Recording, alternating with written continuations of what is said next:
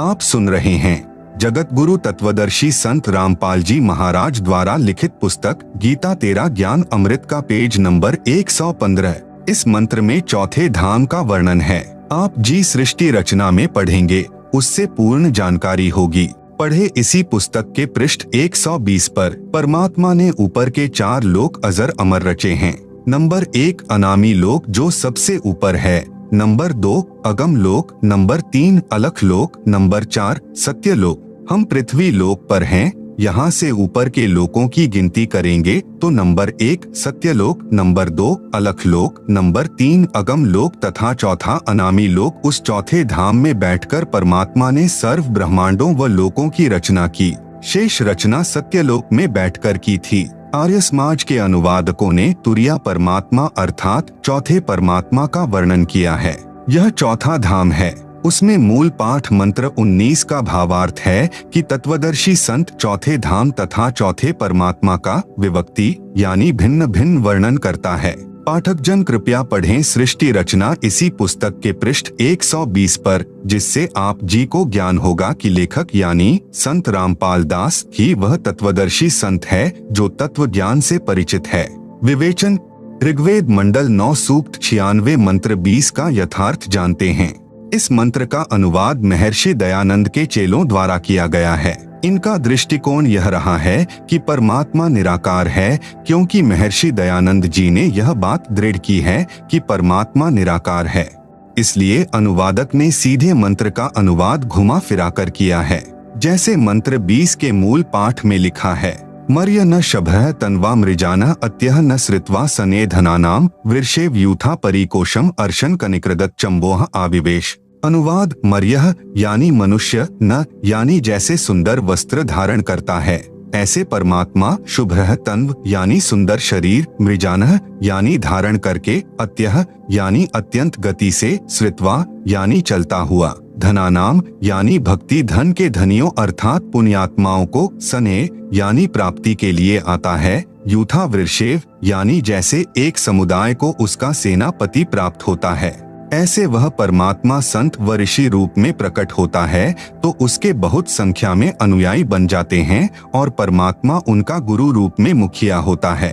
वह परमात्मा परिकोशम यानी प्रथम ब्रह्मांड में, अर्शन यानी प्राप्त होकर अर्थात आकर, कनिकृदत यानी ऊंचे स्वर में सत्य ज्ञान उच्चारण करता हुआ, चंबो यानी पृथ्वी खंड में, अविवेश यानी प्रविष्ट होता है।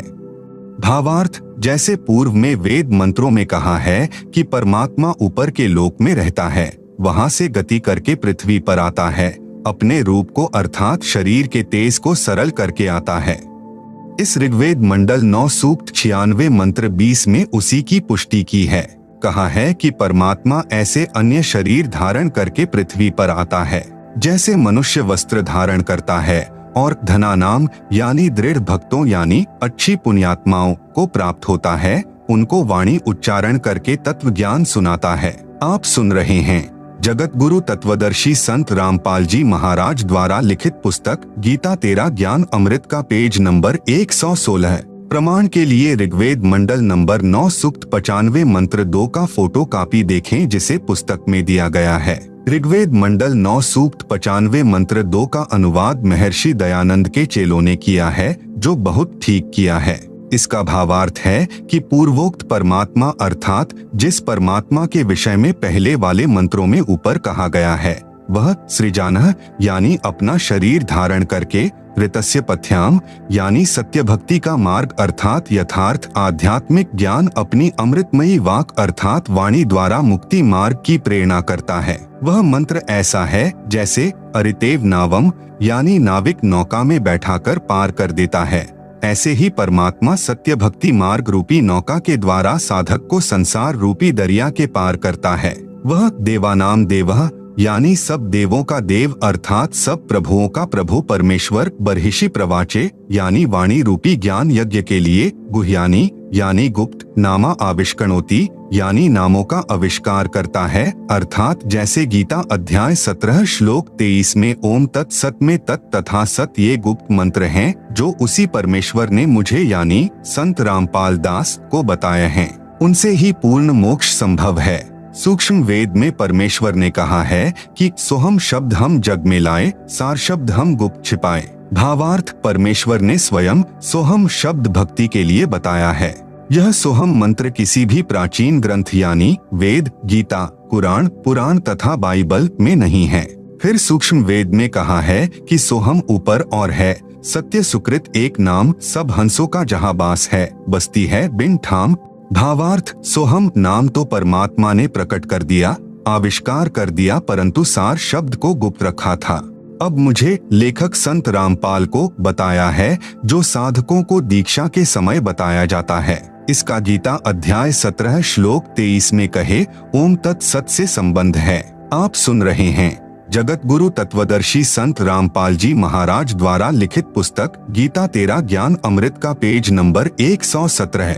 प्रमाण के लिए ऋग्वेद मंडल नंबर 9 सूक्त 94 मंत्र 1 का फोटो कॉपी देखें, जिसे पुस्तक में दिया गया है। विवेचन, ऋग्वेद मंडल 9 सूक्त 94 मंत्र 1 का अनुवाद भी आर्य समाज के विद्वानों द्वारा किया गया है। विवेचन पुस्तक विस्तार को ध्यान में रखते हुए उन्हीं के अनुवाद से अपना मत सिद्ध करते हैं। जैसे पूर्व में लिखे वेद मंत्रों में बताया गया है कि परमात्मा अपने मुख कमल से वाणी उच्चारण करके तत्व ज्ञान बोलता है।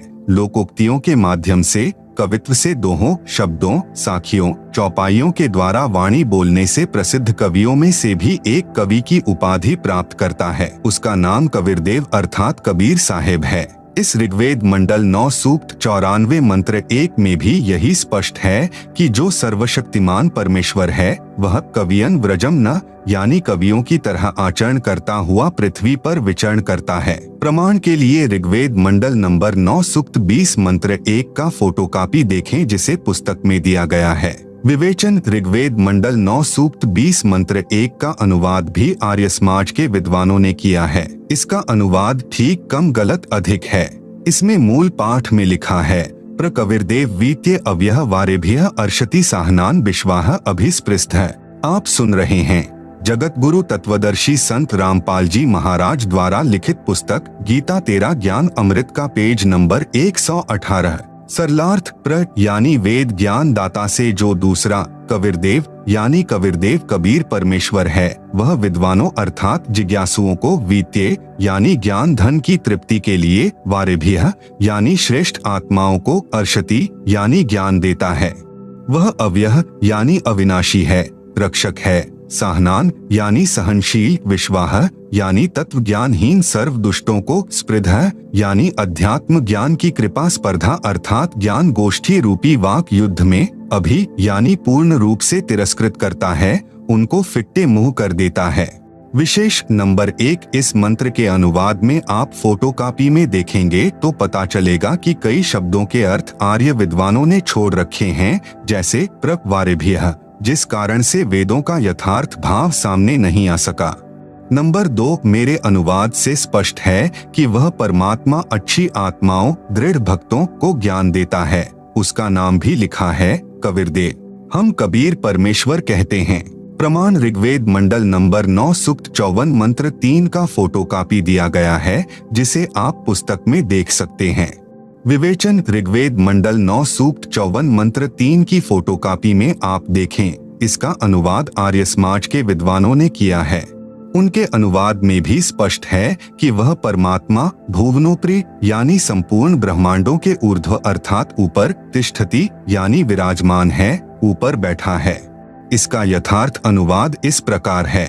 अयम यानी यह, सोमा देव यानी अमर परमेश्वर, सूर्य यानी सूर्य के, न यानी समान, विश्वानी यानी सर्व को, पुनानः यानी पवित्र करता हुआ, भुवनोपरि यानी सर्व ब्रह्मांडों के ऊर्ध्व अर्थात ऊपर, तिष्ठति यानी बैठा है। भावार्थ, जैसे सूर्य ऊपर है और अपना प्रकाश तथा उष्णता से सर्व को लाभ दे रहा है, इसी प्रकार यह अमर परमेश्वर जिसका ऊपर के मंत्रों में वर्णन किया है, सर्व ब्रह्मांडों के ऊपर बैठकर अपनी निराकार शक्ति से सर्व प्राणियों को लाभ दे रहा है तथा सर्व ब्रह्मांडों का संचालन कर रहा है।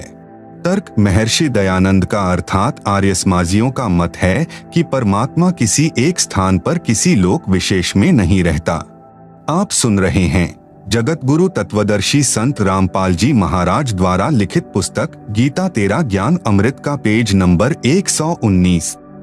प्रमाण सत्यार्थ प्रकाश समुल्लास यानी चैप्टर नंबर 7 पृष्ठ 148 पर आर्य साहित्य प्रचार ट्रस्ट 427 गली मंदिर वाली नया बांस दिल्ली 78वां संस्करण। किसी ने प्रश्न किया, ईश्वर व्यापक है व किसी देश विशेष में रहता है?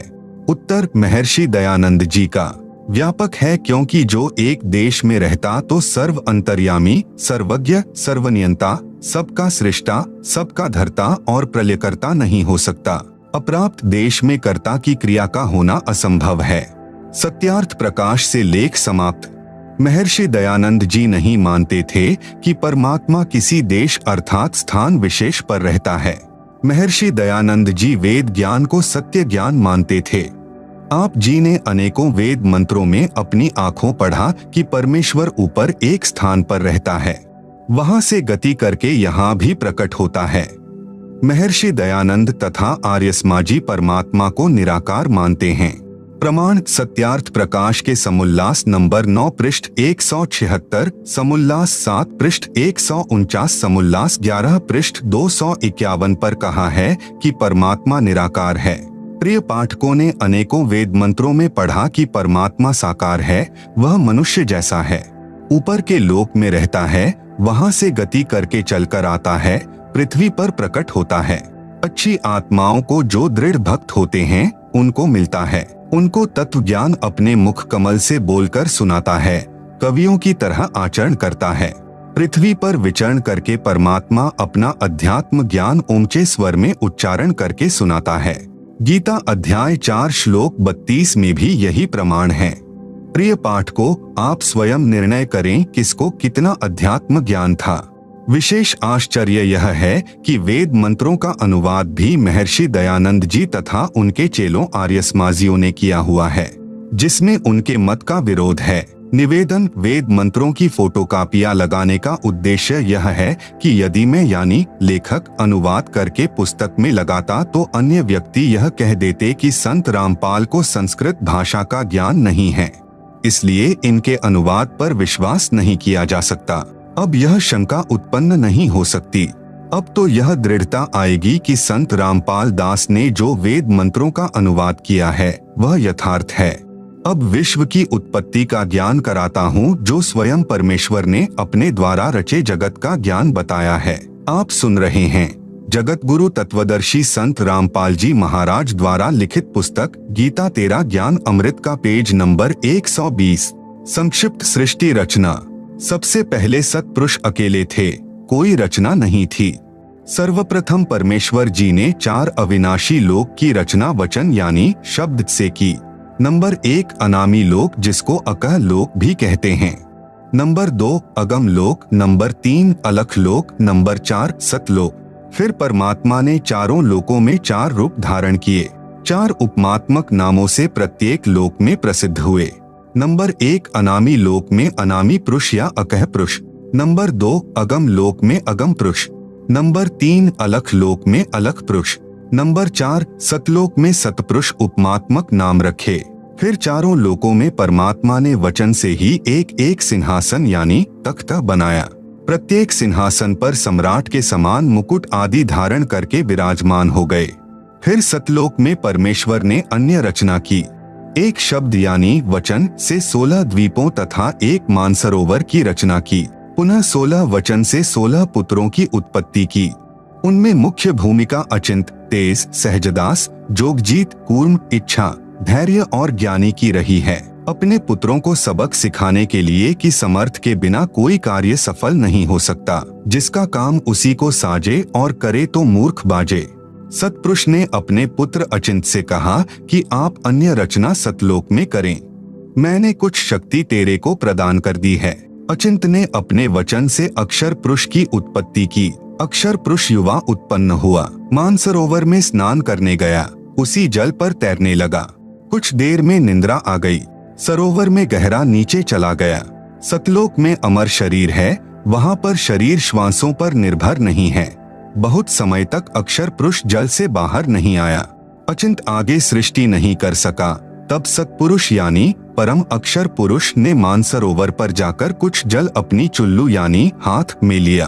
उसका एक विशाल अंडा वचन से बनाया तथा एक आत्मा वचन से उत्पन्न करके अंडे में प्रवेश की और अंडे को जल में छोड़ दिया। जल में अंडा नीचे जाने लगा तो उसकी गड़गड़ाहट के शोर से अक्षर पुरुष की निंद्रा भंग हो गई।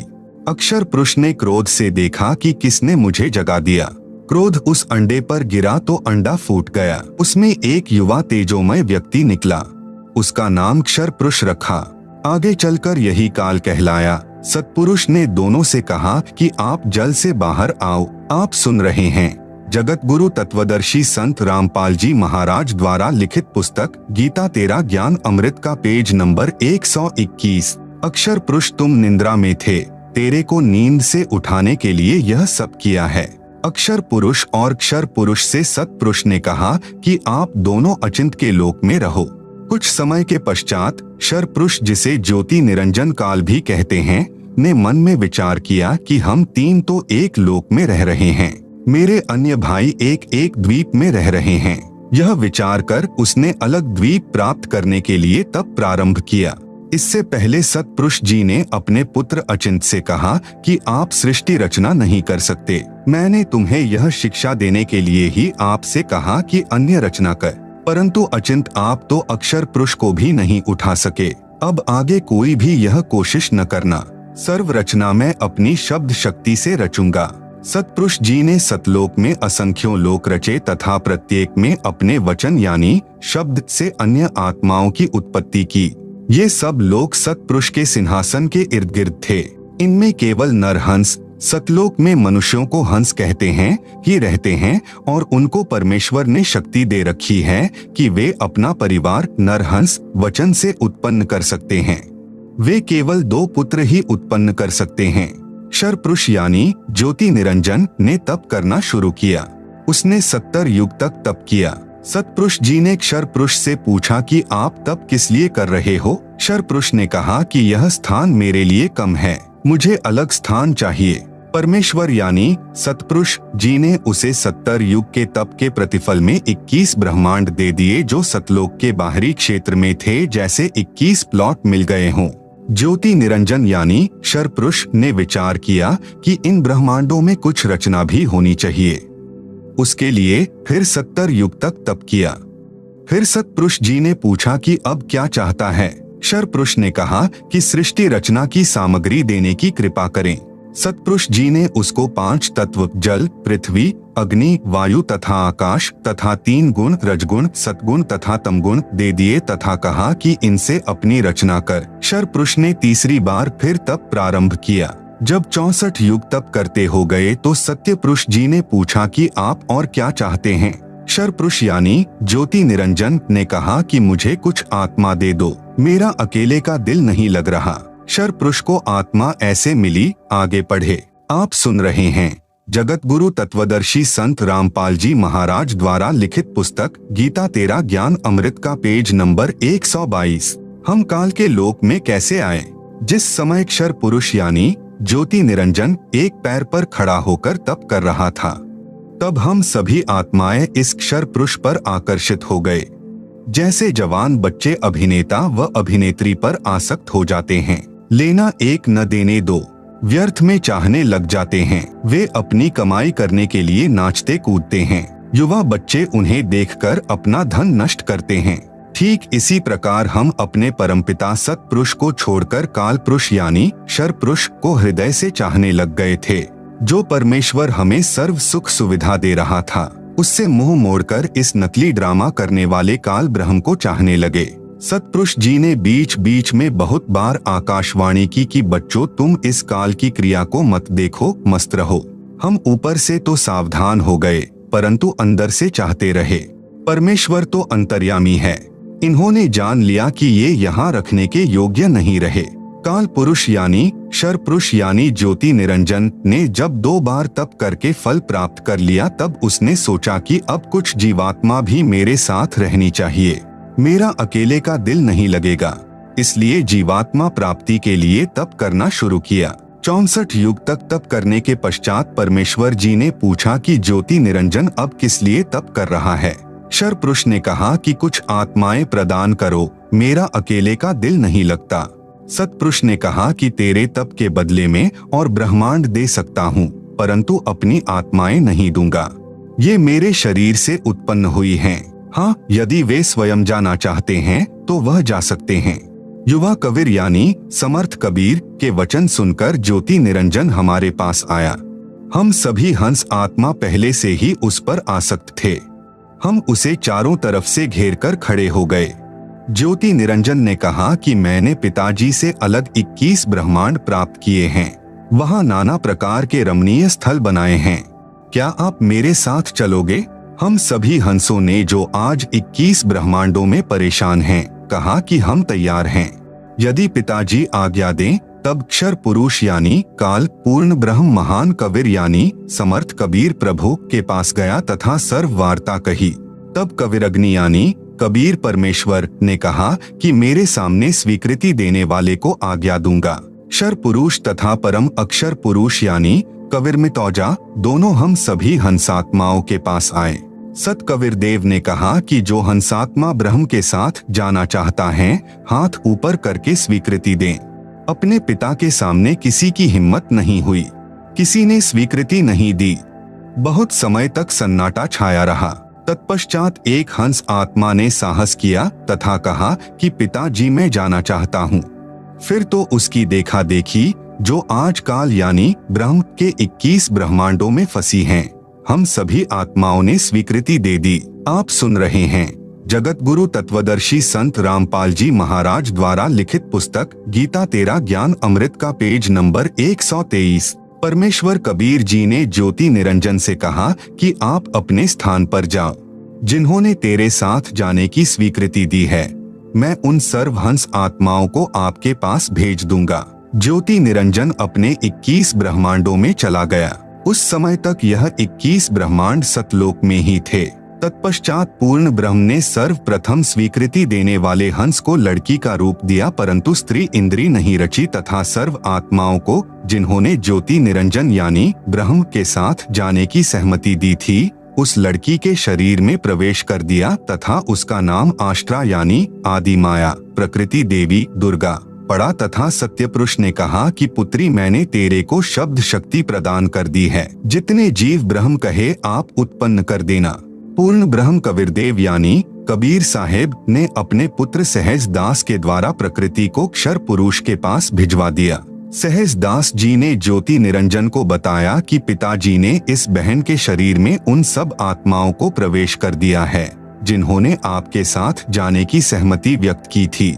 इसको वचन शक्ति प्रदान की है। आप जितने जीव चाहोगे प्रकृति अपने शब्द से उत्पन्न कर देगी। यह कहकर सहजदास वापस अपने द्वीप में आ गया। युवा होने के कारण लड़की का रंग रूप निखरा हुआ था। ब्रह्म के अंदर विषय वासना उत्पन्न हो गई तथा प्रकृति देवी के साथ अभद्र गतिविधि प्रारंभ की। तब दुर्गा ने कहा कि ज्योति निरंजन मेरे पास पिताजी की प्रदान की हुई शब्द शक्ति है। आप जितने प्राणी कहोगे मैं वचन से उत्पन्न कर दूंगी। आप मैथुन परंपरा शुरू मत करो। आप भी उसी पिता के शब्द से अंडे से उत्पन्न हुए हो तथा मैं भी उसी परमपिता के वचन से ही बाद में उत्पन्न हुई हूँ। आप मेरे बड़े भाई हो। बहन भाई का यह योग महापाप का कारण बनेगा। परंतु ज्योति निरंजन ने प्रकृति देवी की एक भी प्रार्थना नहीं सुनी तथा अपनी शब्द शक्ति द्वारा नाखूनों से स्त्री इंद्री यानी भग प्रकृति को लगा दी तथा बलात्कार करने की ठानी। उसी समय दुर्गा ने अपनी इज्जत रक्षा के लिए कोई और चारा न देखकर सूक्ष्म रूप बनाया तथा ज्योति निरंजन के खुले मुख के द्वारा पेट में प्रवेश करके पूर्ण ब्रह्म कबीर देव से अपनी रक्षा के लिए याचना की। उसी समय कबीर देव यानी कबीर देव अपने पुत्र योग संतायन अर्थात जोगजीत का रूप बनाकर वहां प्रकट हुए तथा कन्या को ब्रह्म के उदर से बाहर निकाला तथा कहा, ज्योति निरंजन आज से तेरा नाम काल होगा। तेरे जन्म मृत्यु होते रहेंगे, इसीलिए तेरा नाम क्षर पुरुष होगा तथा 1 लाख मानव शरीरधारी प्राणियों को प्रतिदिन खाया करेगा व 1.25 लाख उत्पन्न किया करेगा। आप दोनों को 21 ब्रह्मांड सहित निष्कासित किया जाता है। इतना कहते ही 21 ब्रह्मांड विमान की तरह चल पड़े। आप सुन रहे हैं जगत गुरु तत्वदर्शी संत रामपाल जी महाराज द्वारा लिखित पुस्तक गीता तेरा ज्ञान अमृत का पेज नंबर 124। सहज दास के द्वीप के पास से होते हुए सतलोक से 16 शंख कोस यानी एक कोस लगभग 3 किलोमीटर का होता है की दूरी पर आकर रुक गए। विशेष विवरण। अब तक 3 शक्तियों का विवरण आया है। नंबर 1 पूर्ण ब्रह्म, जिसे अन्य उपमात्मक नामों से भी जाना जाता है, जैसे सतपुरुष, अकाल पुरुष, शब्द स्वरूपी राम, परम अक्षर ब्रह्म पुरुष आदि। यह पूर्ण ब्रह्म असंख्य ब्रह्मांडों का स्वामी है तथा वास्तव में अविनाशी है। नंबर 2 परब्रह्म, जिसे अक्षर पुरुष भी कहा जाता है, यह वास्तव में अविनाशी नहीं है। यह 7 शंख ब्रह्मांडों का स्वामी है। नंबर 3 ब्रह्म, जिसे ज्योति निरंजन, काल, कैल, शर पुरुष तथा धर्मराय आदि नामों से जाना जाता है, जो केवल 21 ब्रह्मांड का स्वामी है।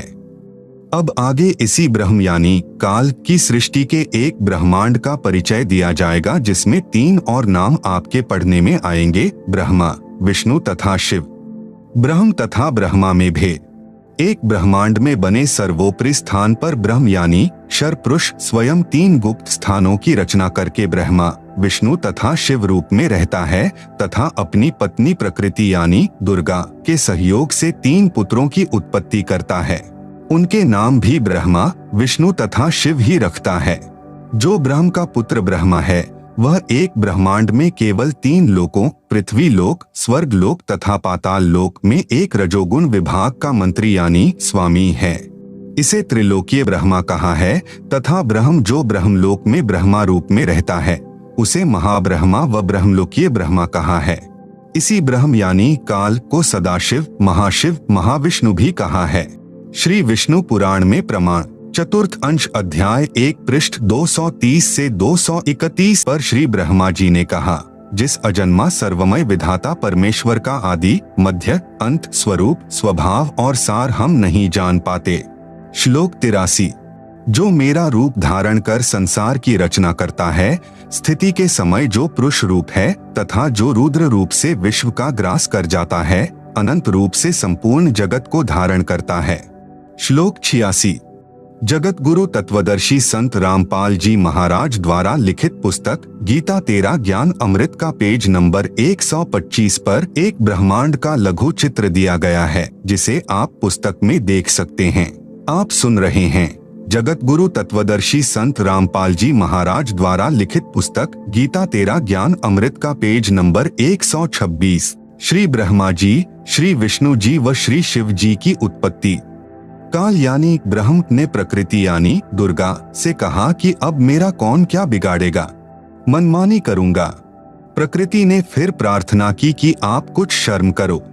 प्रथम तो आप मेरे बड़े भाई हो, क्योंकि उसी पूर्ण परमात्मा यानी कबीरदेव की वचन शक्ति से आपकी यानी ब्रह्म की अंडे से उत्पत्ति हुई तथा बाद में मेरी उत्पत्ति उसी परमेश्वर के वचन से हुई है। दूसरे, मैं आपके पेट से बाहर निकली हूँ। मैं आपकी बेटी हुई तथा आप मेरे पिता हुए। इन पवित्र नातों में बिगाड़ करना महापाप होगा। मेरे पास पिता की प्रदान की हुई शब्द शक्ति है। जितने प्राणी आप कहोगे मैं वचन से उत्पन्न कर दूंगी। ज्योति निरंजन ने दुर्गा की एक भी विनय नहीं सुनी तथा कहा कि मुझे जो सजा मिलनी थी मिल गई। मुझे सतलोक से निष्कासित कर दिया। अब मैं मनमानी करूंगा। यह कहकर काल पुरुष यानी शर पुरुष ने प्रकृति के साथ जबरदस्ती शादी की तथा 3 पुत्रों रजगुण युक्त ब्रह्मा जी, सतगुण युक्त विष्णु जी तथा तमगुण युक्त शिव शंकर जी की उत्पत्ति की। जवान होने तक तीनों पुत्रों को दुर्गा के द्वारा अचेत करवा देता है। फिर युवा होने पर श्री ब्रह्मा जी को कमल के फूल पर, श्री विष्णु जी को शेष नाग की शया पर तथा श्री शिव जी को कैलाश पर्वत पर सचेत करके इकट्ठे कर देता है। तत्पश्चात प्रकृति यानी दुर्गा द्वारा इन तीनों का विवाह कर दिया जाता है तथा एक ब्रह्मांड में 3 लोकों, स्वर्ग लोक, पृथ्वी लोक तथा पाताल लोक में एक एक विभाग के मंत्री पद को संभालता है। एक ब्रह्मांड में एक ब्रह्मलोक की रचना की है। उसी में 3 गुप्त स्थान बनाए हैं। एक रजोगुण प्रधान स्थान है, जहां पर यह ब्रह्म यानी काल स्वयं महाब्रह्मा यानी मुख्यमंत्री रूप में रहता है तथा अपनी पत्नी दुर्गा को महासावित्री रूप में रखता है। इन दोनों के संयोग से जो पुत्र इस स्थान पर उत्पन्न होता है वह स्वतः ही रजोगुणी बन जाता है। दूसरा स्थान सतोगुण प्रधान स्थान बनाया है। वहां पर यह क्षर पुरुष स्वयं महाविष्णु रूप बनाकर रहता है तथा अपनी पत्नी दुर्गा को महालक्ष्मी रूप में रखकर जो पुत्र उत्पन्न करता है उसका नाम विष्णु रखता है। वह बालक सतोगुण युक्त होता है तथा तीसरा इसी काल ने वहीं पर एक तमोगुण प्रधान क्षेत्र बनाया है। उसमें यह स्वयं सदाशिव रूप बनाकर रहता है तथा अपनी पत्नी दुर्गा को महापार्वती रूप में रखता है। इन दोनों के पति पत्नी व्यवहार से जो पुत्र उत्पन्न होता है उसका नाम शिव रख देते हैं तथा तमोगुण युक्त कर देते हैं। आप सुन रहे हैं जगत गुरु तत्वदर्शी संत रामपाल जी महाराज द्वारा लिखित पुस्तक गीता तेरा ज्ञान अमृत का पेज नंबर 127। प्रमाण के लिए देखें पवित्र श्री शिव महापुराण विधवेश्वर संहिता के पृष्ठ 24 से 26 पर, जिसमें ब्रह्मा विष्णु रुद्र तथा महेश्वर से अन्य सदाशिव है तथा रुद्र संहिता अध्याय 6 तथा 7, 9 पृष्ठ नंबर 100 से 105 तथा 110 पर अनुवाद करता श्री हनुमान प्रसाद पोद्दार गीता प्रेस गोरखपुर से प्रकाशित तथा पवित्र श्रीमद देवी महापुराण तीसरा स्कंद पृष्ठ नंबर 114 से 123 तक गीता प्रेस गोरखपुर से प्रकाशित, जिसके अनुवाद करता है श्री हनुमान प्रसाद पोद्दार चिमन लाल गोस्वामी। फिर इन्हीं को धोखे में रखकर अपने खाने के लिए जीवों की उत्पत्ति श्री ब्रह्मा जी द्वारा तथा स्थिति एक दूसरे को मोह ममता में रखकर काल जाल में रखना श्री विष्णु जी से तथा सहाय, क्योंकि काल पुरुष को श्रापवश 1,00,000 मानव शरीर धारी प्राणियों के सूक्ष्म शरीर से मैल निकालकर खाना होता है। उसके लिए 21वें ब्रह्मांड में एक तप्तशिला है जो स्वतः गर्म रहती है, उस पर गर्म करके मैल पिघलाकर खाता है। जीव मरते नहीं परंतु कष्ट असहनीय होता है। फिर प्राणियों को कर्म आधार पर अन्य शरीर प्रदान करता है, श्री शिव जी द्वारा करवाता है। जैसे किसी मकान में 3 कमरे बने हों, एक कमरे में अश्लील चित्र लगे हों, उस कमरे में जाते ही मन में वैसे ही मलिन विचार उत्पन्न हो जाते हैं। दूसरे कमरे में साधु संतों भक्तों के चित्र लगे हों तो मन में अच्छे विचार प्रभु का चिंतन ही बना रहता है। तीसरे कमरे में देश भक्तों व शहीदों के चित्र लगे हों तो मन में वैसे ही जोशीले विचार उत्पन्न हो जाते हैं। ठीक इसी प्रकार ब्रह्म यानी काल ने अपनी सूझबूझ से उपरोक्त तीनों गुण प्रधान स्थानों की रचना की हुई है। आप सुन रहे हैं जगत गुरु तत्वदर्शी संत रामपाल जी महाराज द्वारा लिखित पुस्तक गीता तेरा ज्ञान अमृत का पेज नंबर 128 पर ब्रह्मलोक का लघु चित्र तथा पेज नंबर 129 पर ज्योति निरंजन यानी काल ब्रह्म के लोक यानी 21 ब्रह्मांड का लघु चित्र दिया गया है, जिसे आप पुस्तक में देख सकते हैं। आप सुन रहे हैं जगत गुरु तत्वदर्शी संत रामपाल जी महाराज द्वारा लिखित पुस्तक गीता तेरा ज्ञान अमृत का पेज नंबर 130। संपूर्ण सृष्टि रचना सूक्ष्म वेद से निष्कर्ष रूप सृष्टि रचना का वर्णन। प्रभु प्रेमी आत्माएं प्रथम बार निम्न सृष्टि की रचना को पढ़ेंगे तो ऐसे लगेगा जैसे दंत कथा हो, परंतु सर्व पवित्र सद्ग्रंथों के प्रमाणों को पढ़कर दांतों तले उंगली दबाएंगे कि यह वास्तविक अमृत ज्ञान कहाँ छुपा था। कृपया धैर्य के साथ पढ़ते रहिए तथा इस अमृत ज्ञान को सुरक्षित रखें। आपकी 101 पीढ़ी तक काम आएगा। पवित्रात्माएं कृपया सत्यनारायण यानी अविनाशी प्रभु सत्पुरुष द्वारा रची सृष्टि रचना का वास्तविक ज्ञान पढ़े। नंबर 1 पूर्ण ब्रह्म। इस सृष्टि रचना में सत्पुरुष सतलोक का स्वामी यानी प्रभु, अलख पुरुष अलख लोक का स्वामी यानी प्रभु, अगम पुरुष अगम लोक का स्वामी यानी प्रभु तथा अनामी पुरुष अनामी अकह लोक का स्वामी यानी प्रभु तो एक ही पूर्ण ब्रह्म है जो वास्तव में अविनाशी प्रभु है, जो भिन्न भिन्न रूप धारण करके अपने चारों लोकों में रहता है, जिसके अंतर्गत असंख्य ब्रह्मांड आते हैं। नंबर 2 परब्रह्म। यह केवल 7 संख्य ब्रह्मांड का स्वामी यानी प्रभु है। यह अक्षर पुरुष भी कहलाता है, परंतु यह तथा इसके ब्रह्मांड भी वास्तव में अविनाशी नहीं है। नंबर 3 ब्रह्म। यह केवल 21 ब्रह्मांड का स्वामी यानी प्रभु है। इसे क्षर पुरुष, ज्योति निरंजन, काल आदि उपमा से जाना जाता है। यह तथा इसके सर्व ब्रह्मांड नाशवान हैं। उपरोक्त तीनों पुरुषों यानी प्रभुओं का प्रमाण पवित्र श्रीमद्भगवत गीता अध्याय 15 श्लोक 16-17 में भी है। नंबर 4 ब्रह्मा इसी ब्रह्म का ज्येष्ठ पुत्र है, विष्णु मध्य वाला पुत्र है तथा शिव अंतिम तीसरा पुत्र है।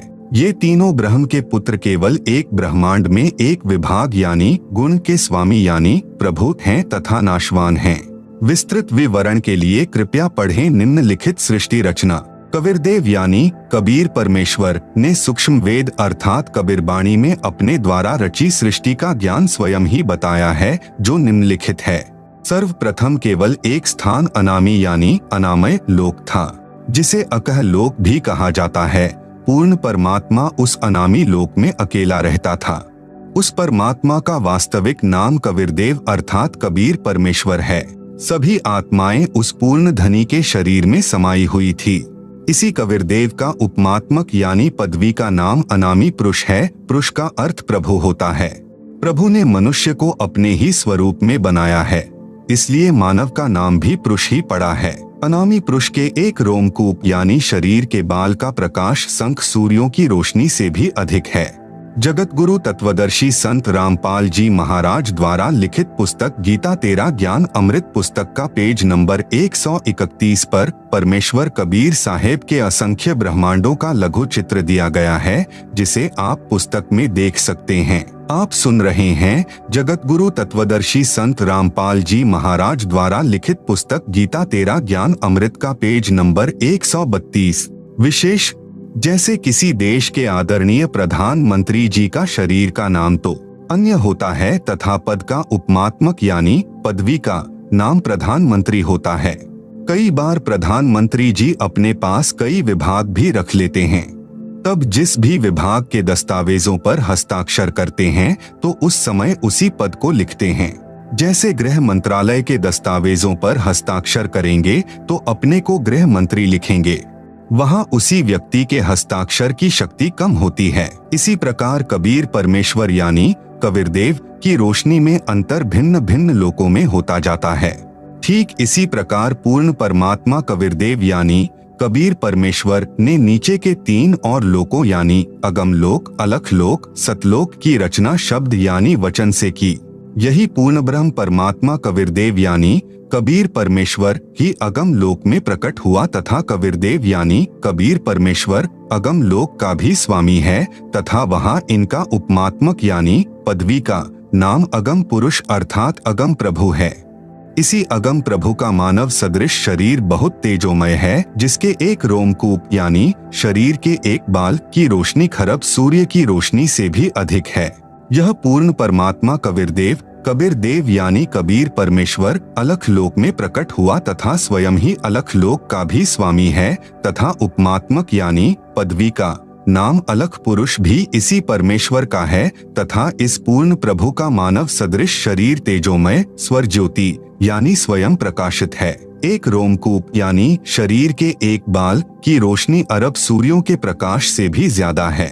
यही पूर्ण प्रभु सतलोक में प्रकट हुआ तथा सतलोक का भी अधिपति यही है, इसलिए इसी का उपमात्मक यानी पदवी का नाम सतपुरुष यानी अविनाशी प्रभु है।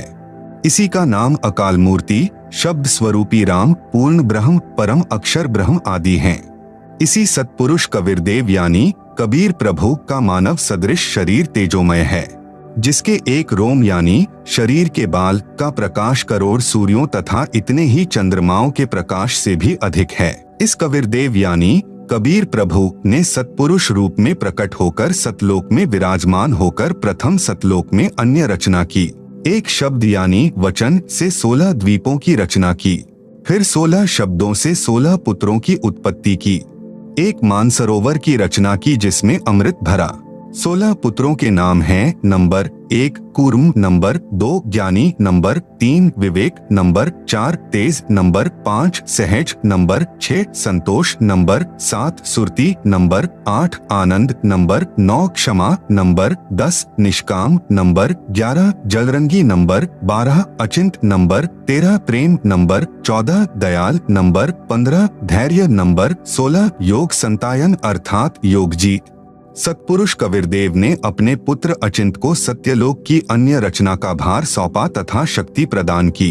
अचिंत ने अक्षर पुरुष यानी परब्रह्म की शब्द से उत्पत्ति की तथा कहा कि मेरी मदद करना।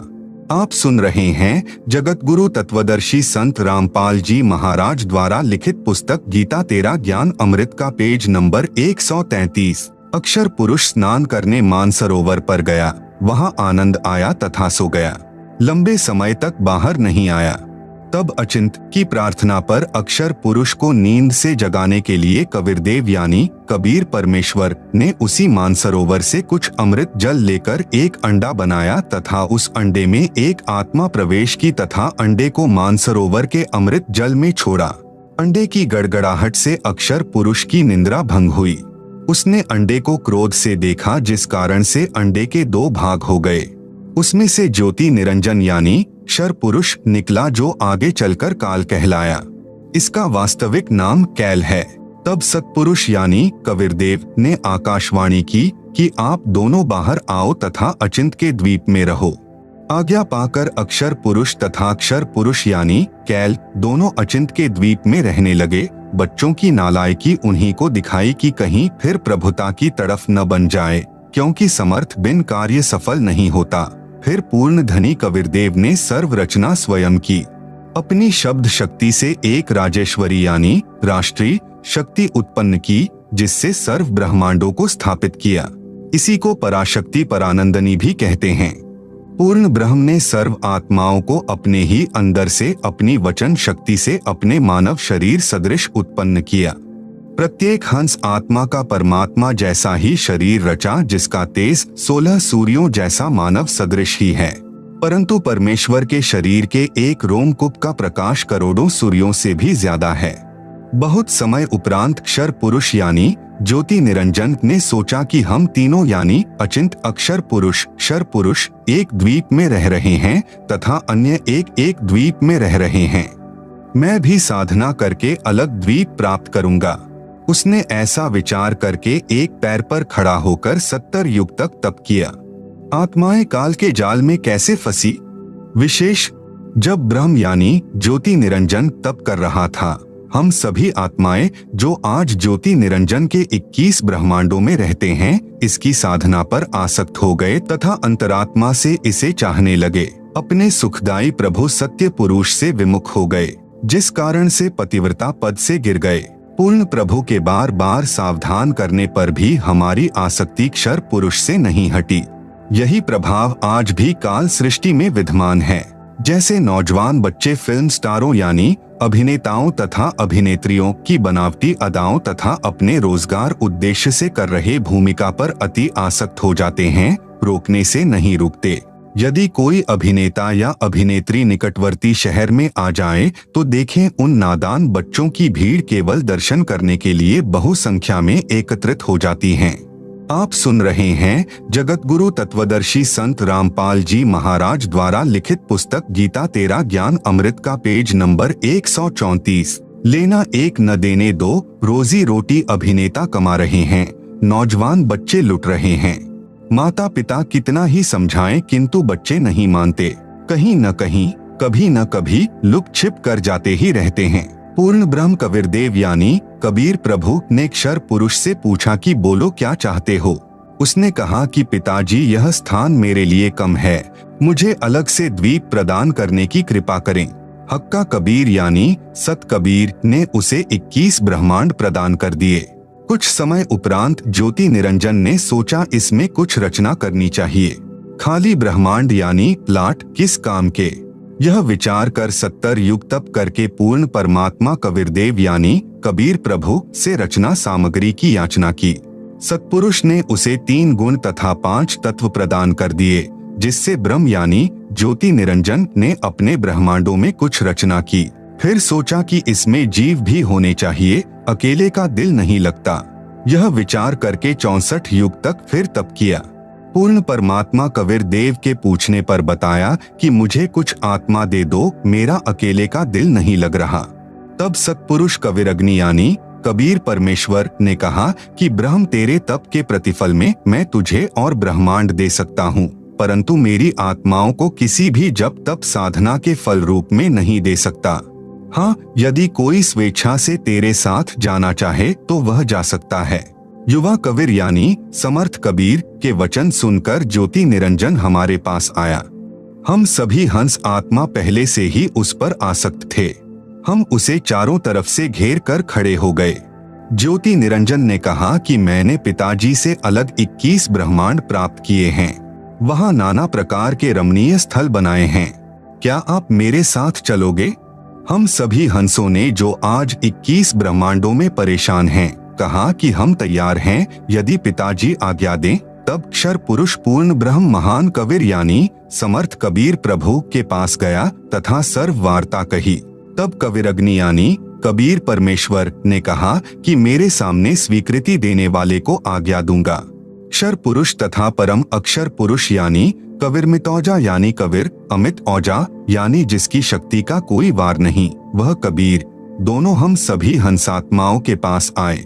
सत कबीर देव ने कहा कि जो हंस आत्मा ब्रह्म के साथ जाना चाहता है, हाथ ऊपर करके स्वीकृति दे। अपने पिता के सामने किसी की हिम्मत नहीं हुई, किसी ने स्वीकृति नहीं दी। बहुत समय तक सन्नाटा छाया रहा। तत्पश्चात एक हंस आत्मा ने साहस किया तथा कहा कि पिताजी मैं जाना चाहता हूँ। फिर तो उसकी देखा देखी, जो आज काल यानी ब्रह्म के 21 ब्रह्मांडों में फंसी हैं, हम सभी आत्माओं ने स्वीकृति दे दी। परमेश्वर कबीर जी ने ज्योति निरंजन से कहा कि आप अपने स्थान पर जाओ। जिन्होंने तेरे साथ जाने की स्वीकृति दी है, मैं उन सर्वहंस आत्माओं को आपके पास भेज दूंगा। आप सुन रहे हैं जगत गुरु तत्वदर्शी संत रामपाल जी महाराज द्वारा लिखित पुस्तक गीता तेरा ज्ञान अमृत का पेज नंबर 135। ज्योति निरंजन अपने 21 ब्रह्मांडों में चला गया। उस समय तक यह 21 ब्रह्मांड सतलोक में ही थे। तत्पश्चात पूर्ण ब्रह्म ने सर्वप्रथम स्वीकृति देने वाले हंस को लड़की का रूप दिया, परंतु स्त्री इंद्री नहीं रची तथा सर्व आत्माओं को, जिन्होंने ज्योति निरंजन यानी ब्रह्म के साथ जाने की सहमति दी थी, उस लड़की के शरीर में प्रवेश कर दिया तथा उसका नाम आष्ट्रा यानी आदि माया प्रकृति देवी दुर्गा पड़ा तथा सत्य पुरुष ने कहा कि पुत्री मैंने तेरे को शब्द शक्ति प्रदान कर दी है, जितने जीव ब्रह्म कहे आप उत्पन्न कर देना। पूर्ण ब्रह्म कबीरदेव यानी कबीर साहेब अपने पुत्र सहज दास के द्वारा प्रकृति को क्षर पुरुष के पास भिजवा दिया। सहज दास जी ने ज्योति निरंजन को बताया कि पिताजी ने इस बहन के शरीर में उन सर्व आत्माओं को प्रवेश कर दिया है, जिन्होंने आपके साथ जाने की सहमति व्यक्त की थी तथा इसको पिताजी ने वचन शक्ति प्रदान की है। आप जितने जीव चाहोगे प्रकृति अपने शब्द से उत्पन्न कर देगी। यह कहकर सहजदास वापस अपने द्वीप में आ गया। युवा होने के कारण लड़की का रंग रूप निखरा हुआ था। ब्रह्म के अंदर विषय वासना उत्पन्न हो गई तथा प्रकृति देवी के साथ अभद्र गतिविधि प्रारंभ की। तब दुर्गा ने कहा कि ज्योति निरंजन मेरे पास पिताजी की प्रदान की हुई शब्द शक्ति है। आप जितने प्राणी कहोगे मैं वचन से उत्पन्न कर दूंगी। आप मैथुन परंपरा शुरू मत करो। आप भी उसी पिता के शब्द से अंडे से उत्पन्न हुए हो तथा मैं भी उसी परमपिता के वचन से ही बाद में उत्पन्न हुई हूँ। आप मेरे बड़े भाई हो, बहन भाई का यह योग महापाप का कारण बनेगा। परंतु ज्योति निरंजन ने प्रकृति देवी की एक भी प्रार्थना नहीं सुनी तथा अपनी शब्द शक्ति द्वारा नाखूनों से स्त्री इंद्री यानी भग प्रकृति को लगा दी तथा बलात्कार करने की ठानी। उसी समय दुर्गा ने अपनी इज्जत रक्षा के लिए कोई और चारा न देख सूक्ष्म रूप बनाया तथा ज्योति निरंजन के खुले मुख के द्वारा पेट में प्रवेश करके पूर्ण ब्रह्म कबीर देव से अपनी रक्षा के लिए याचना की। उसी समय कबीर देव यानी कबीर देव अपने पुत्र योग संतायन अर्थात जोगजीत का रूप बनाकर वहां प्रकट हुए तथा कन्या को ब्रह्म के उदर से बाहर निकाला तथा कहा कि ज्योति निरंजन आज से तेरा नाम काल होगा। तेरे जन्म मृत्यु होते रहेंगे, इसीलिए तेरा नाम क्षर पुरुष होगा तथा 1 लाख मानव शरीरधारी प्राणियों को प्रतिदिन खाया करेगा व 1.25 लाख उत्पन्न किया करेगा। आप दोनों को 21 ब्रह्मांड सहित निष्कासित किया जाता है। इतना कहते ही 21 ब्रह्मांड विमान की तरह चल पड़े। सहज दास के द्वीप के पास से होते हुए सतलोक से 16 शंख कोस यानी 1 कोस लगभग 3 किलोमीटर का होता है की दूरी पर आकर रुक गए। जगत गुरु तत्वदर्शी संत रामपाल जी महाराज द्वारा लिखित पुस्तक गीता तेरा ज्ञान अमृत का पेज नंबर 136 पर एक ब्रह्मांड का लघु चित्र दिया गया है, जिसे आप पुस्तक में देख सकते हैं। आप सुन रहे हैं जगत गुरु तत्वदर्शी संत रामपाल जी महाराज द्वारा लिखित पुस्तक गीता तेरा ज्ञान अमृत का पेज नंबर 137। विशेष विवरण। अब तक 3 शक्तियों का विवरण आया है। नंबर 1, पूर्ण ब्रह्म, जिसे अन्य उपमात्मक नामों से भी जाना जाता है, जैसे सतपुरुष, अकाल पुरुष, शब्द स्वरूपी राम, परम अक्षर ब्रह्म पुरुष आदि। यह पूर्ण ब्रह्म असंख्य ब्रह्मांडों का स्वामी है तथा वास्तव में अविनाशी है। नंबर 2, परब्रह्म, जिसे अक्षर पुरुष भी कहा जाता है, यह वास्तव में अविनाशी नहीं है। यह 7 शंख ब्रह्मांडों का स्वामी है। नंबर 3, ब्रह्म, जिसे ज्योति निरंजन, काल, कैल, शर पुरुष तथा धर्मराय आदि नामों से जाना जाता है, जो केवल 21 ब्रह्मांड का स्वामी है। अब आगे इसी ब्रह्म यानी काल की सृष्टि के एक ब्रह्मांड का परिचय दिया जाएगा, जिसमें 3 और नाम आपके पढ़ने में आएंगे: ब्रह्मा, विष्णु तथा शिव। ब्रह्म तथा ब्रह्मा में भेद। एक ब्रह्मांड में बने सर्वोपरि स्थान पर ब्रह्म यानी क्षर पुरुष स्वयं 3 गुप्त स्थानों की रचना करके ब्रह्मा, विष्णु तथा शिव रूप में रहता है तथा अपनी पत्नी प्रकृति यानी दुर्गा के सहयोग से 3 पुत्रों की उत्पत्ति करता है। उनके नाम भी ब्रह्मा, विष्णु तथा शिव ही रखता है। जो ब्रह्म का पुत्र ब्रह्मा है, वह एक ब्रह्मांड में केवल 3 लोकों यानी पृथ्वी लोक, स्वर्ग लोक तथा पाताल लोक में एक रजोगुण विभाग का मंत्री यानी स्वामी है। इसे त्रिलोकीय ब्रह्मा कहा है तथा ब्रह्म, जो ब्रह्मलोक में ब्रह्मा रूप में रहता है, उसे महाब्रह्मा व ब्रह्मलोकीय ब्रह्मा कहा है।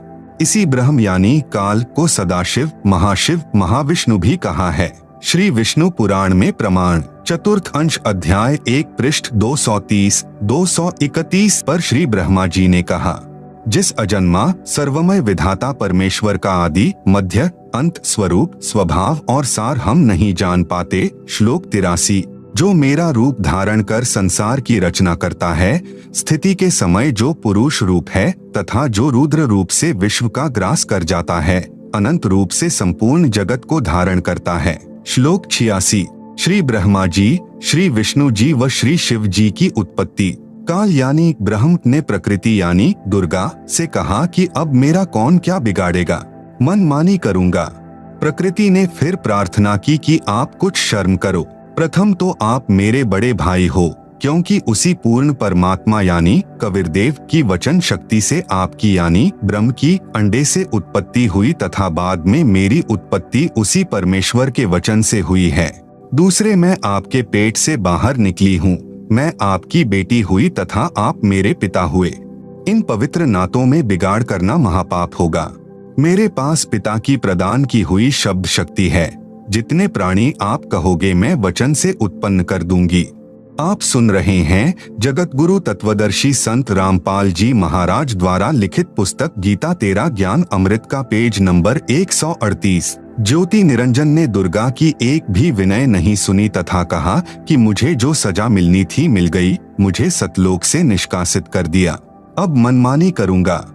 यह कहकर काल पुरुष यानी शर पुरुष ने प्रकृति के साथ जबरदस्ती शादी की तथा 3 पुत्रों यानी रजगुण युक्त ब्रह्मा जी, सतगुण युक्त विष्णु जी तथा तमगुण युक्त शिव शंकर जी की उत्पत्ति की।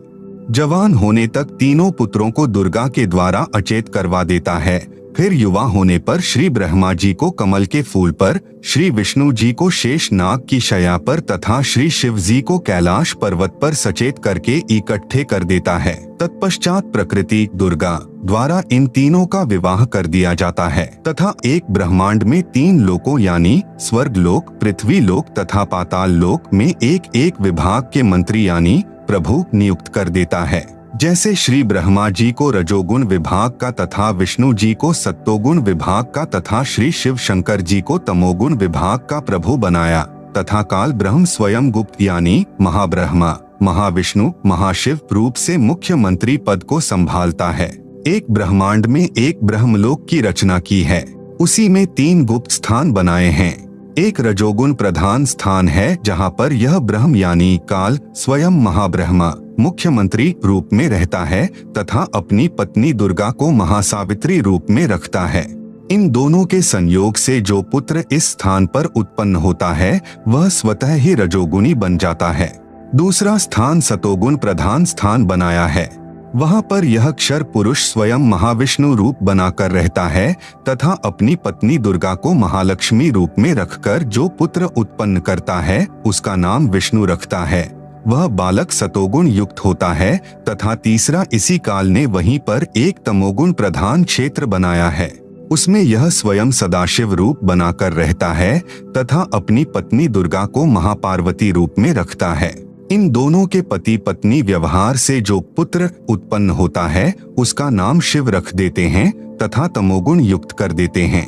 प्रमाण के लिए देखें पवित्र श्री शिव महापुराण विधवेश्वर संहिता पृष्ठ 24-26, जिसमें ब्रह्मा, विष्णु, रुद्र तथा महेश्वर से अन्य सदाशिव है तथा रुद्र संहिता अध्याय 6 तथा 7-9 पृष्ठ नंबर 100 से 105 तथा 110 पर अनुवाद करता श्री हनुमान प्रसाद पोद्दार, गीता प्रेस गोरखपुर से प्रकाशित तथा पवित्र श्रीमद् देवी महापुराण तीसरा स्कंद पृष्ठ नंबर 114 से 123 तक, गीता प्रेस गोरखपुर से प्रकाशित, जिसके अनुवाद करता है श्री हनुमान प्रसाद पोद्दार चिमन लाल गोस्वामी। फिर इन्हीं को धोखे में रखकर अपने खाने के लिए जीवों की उत्पत्ति श्री ब्रह्मा जी द्वारा तथा स्थिति एक दूसरे को मोह ममता में रखकर काल जाल में रखना श्री विष्णु जी से तथा सहार, क्योंकि काल पुरुष को शापवश 1 लाख मानव शरीर धारी प्राणियों के सूक्ष्म शरीर से मैल निकालकर खाना होता है।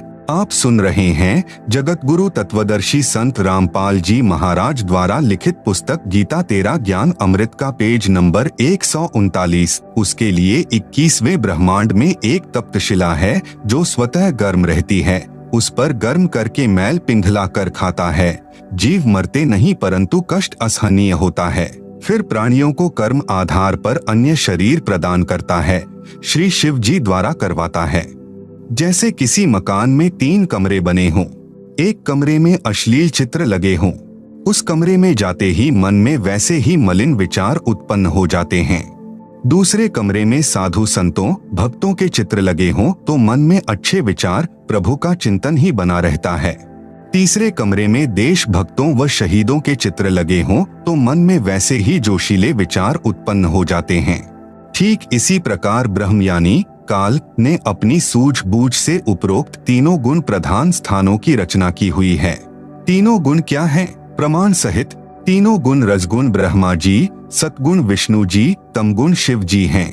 ब्रह्म यानी काल तथा प्रकृति यानी दुर्गा से उत्पन्न हुए हैं तथा तीनों नाशवान हैं।